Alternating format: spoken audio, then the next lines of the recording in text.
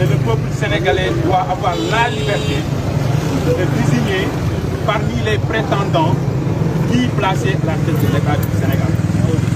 Aujourd'hui, nous voulons protester contre ce que nous avons communément appelé le système. C'est une bande de fripouilles, d'affairistes et de politiciens qui sucent le sang du peuple sénégalais, exploitent les richesses du peuple sénégalais au détriment des masses laborieuses, au détriment de cette jeunesse sénégalaise qui est aujourd'hui condamnée à braver la Méditerranée, qui est aujourd'hui condamnée à rejoindre, à emprunter le chemin de Nicaragua, parce qu'elle laissait à elle-même dépourvue d'espoir. Aujourd'hui, il y a un système qui s'est établi au Sénégal et qui a étalé toutes ses ramifications dans toutes les sphères de la société sénégalaise, dans les milieux politiques, dans les milieux religieux, dans les milieux économiques, dans l'espace universitaire, dans les médias, partout, pour barrer la route à la volonté populaire qui s'exprimera par tous les moyens. Aujourd'hui, nous interpellons le peuple sénégalais, qui est un peuple souverain. Nous avons raté le rendez-vous de décembre 1962 avec le président.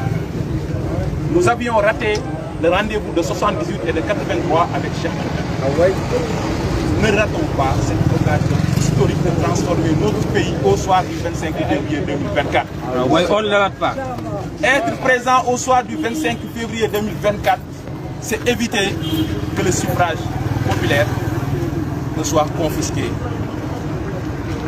Et protéger ce suffrage populaire, c'est se battre pour une élection inclusive avant tout. Et une élection inclusive, c'est la participation inconditionnelle du leader le plus populaire, de l'opposant acharné.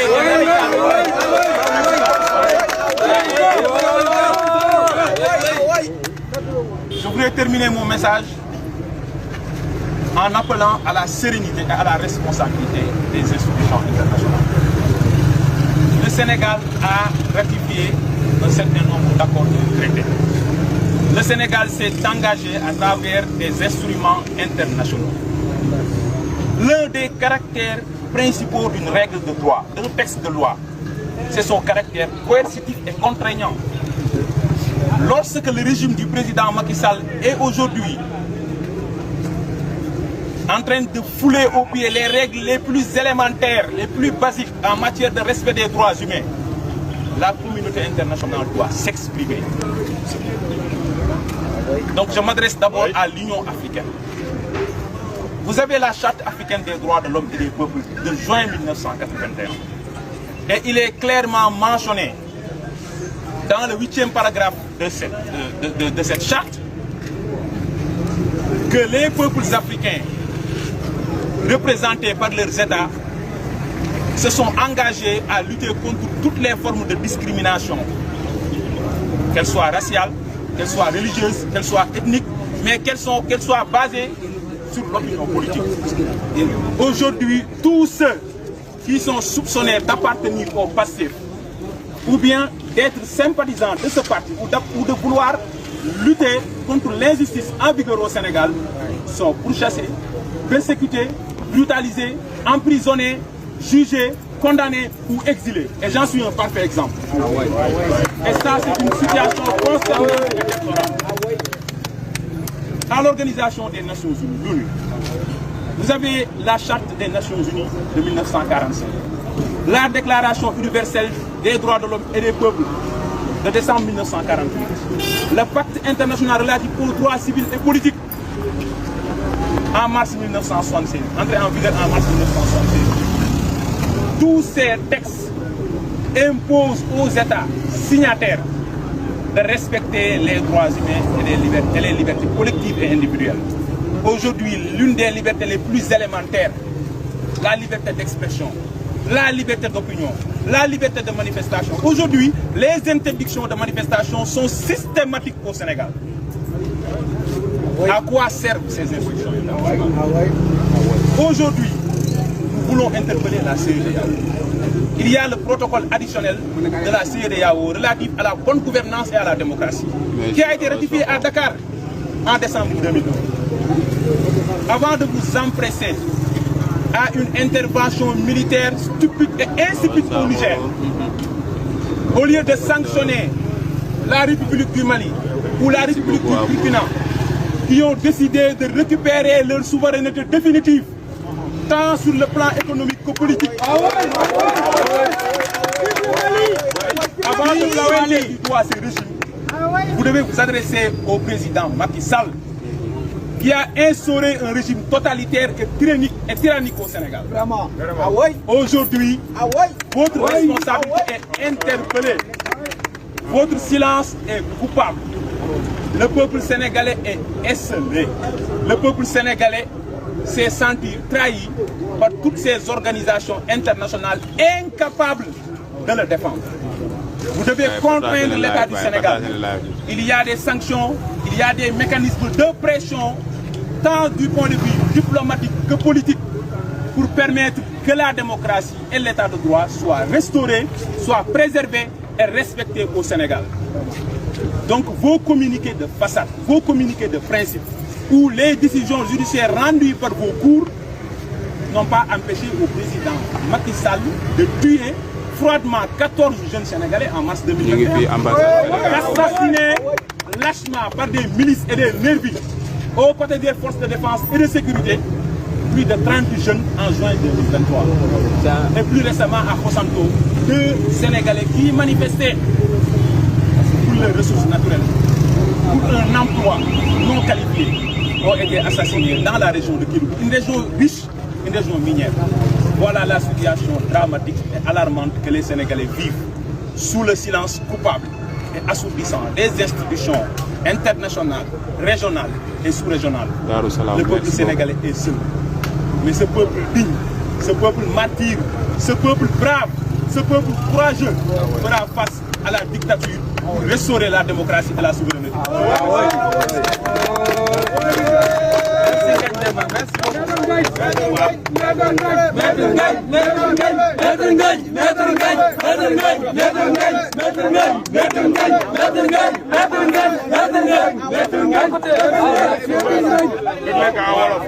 waaw ci olof ñu ngi nuyu ñëpp di leen ziar di rafetlu jotaay bi nga xam ne waa coordination Pastef Mali ñoo ko organisé te ki nga jiite ji Mamadou Dia di coordinateur Pastef Mali di wax ne nag lii dafa ñaaw ci deru Sénégal. Sénégal bi ñu doon wax ne vitrine démocratique la en Afrique, notamment en Afrique de l'Ouest. bu ñu demee ba ay doomi réewam di obligé di casse seeni droit te sax mënuñu ko defee seen biir réew lu ñu def fii nii amul fenn fu ñu ko mën defee Sénégal. fu ngeen ko bëgg a def Sénégal bu ngeen demandé préfet wala sous-préfet mu interdire ko parfois duñu leen sax répondre bu ngeen ko demandé wul su ngeen ñëwee def ko ñu jàpp leen. def leen ci ay fourgonnette de police wala gendarmerie yóbbu leen tëj ci kaso bi ne ay terroriste ngeen loolu gàcce la ci image Sénégal. Wolof Njaay nag day naan mbéjum kanam borom moo koy fajal boppam. Sénégal du moomeelu benn nit wax naa sànq tubaab ne Sénégal du monarchie testamentaire. Monarchie mooy loo xam ne benn nit moo concentré pouvoir bi di ko donnante mais def testament ne moom mooy tànn kan mooy jiite Sénégal. non Sénégal c'est une république boo xam ne askan wi mooy consacré kan moo koy jiite à travers des élections kenn du nangu Sénégal ñu confisquer le suffrage populaire. kon participation wu président Ousmane Sonko à l'élection présidentielle bi ñu jëm kafuñu si foowuñ ci réewuñu si te bu ñu amoon fukki bakkan yi ñuy joxe dañ koy joxe ba mu jeex. la vie ou la mort. Notre engagement est infaillible parce qu'il y va de l'avenir de ce pays. Sénégal ki ko war a jiite dafa war a dem yaakaar ci Sénégalais yi laaj leen seen kàddu mais pas nit koo xam ne da ngay ragg di topp ci benn système xëy benn jour rek ñu ne kii mooy candidat wu Sénégalais yi par la force moo leen di jiite. ay sàcc lañ contre suñu gré contre suñu volonté. loolu duñu ko mos a nangu ci Sénégal. Sénégal du mos a nekk monarchie.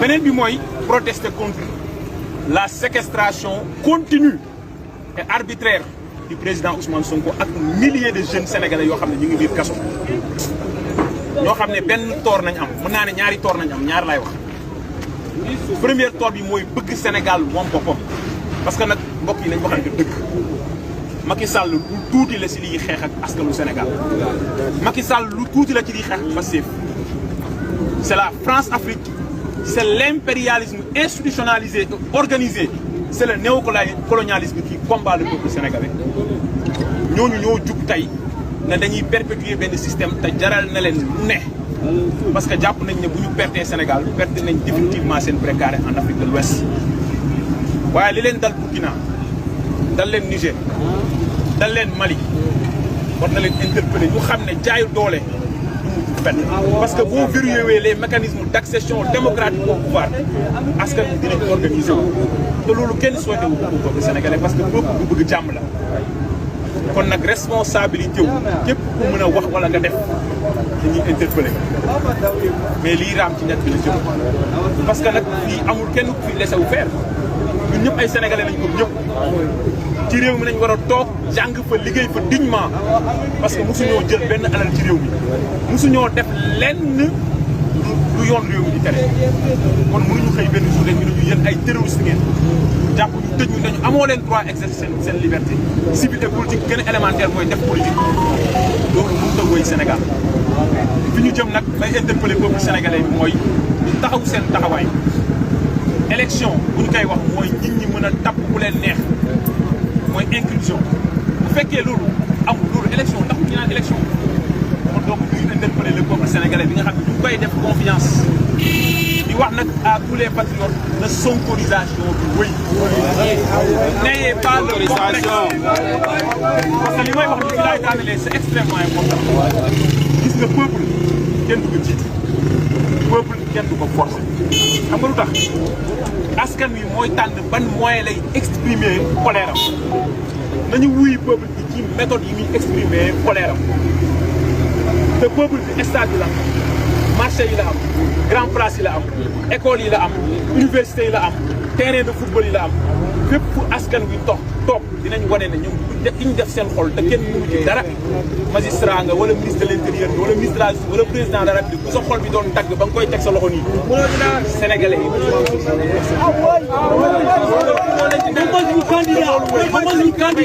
mooy ñu ngi jëm ci ay opération am solo mooy waajal élection présidentielle ak ay opération parrainage opération retrait suñuy carte d'électeur waajal taxawaay boo xam ne mooy tax loolu ñu liggéey lépp te liggéey ko depuis janvier 2014 muy 9 ans du naax saay Macky Sall bu faagaagal liggéey bi. jërëjëf Sonko mooy suñu président.